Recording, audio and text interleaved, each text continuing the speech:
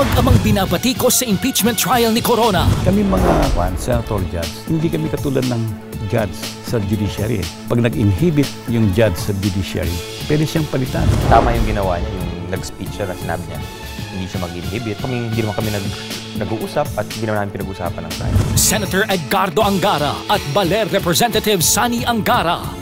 Ang senator judge, mabuti bang ama? When they grow up, they appreciate to na si Papa o si Daddy talagang demands ng public service yan. Sa pagpasok ng anak sa politika, maituturing ba silang halimbawa ng political dynasty sa bansa? Hindi ako na-pressure to enter politics. Na-pressure ako to perform well. Idol ko siya, pero it does not mean that kung ano siya, yun din ang nakikita kong future sa akin.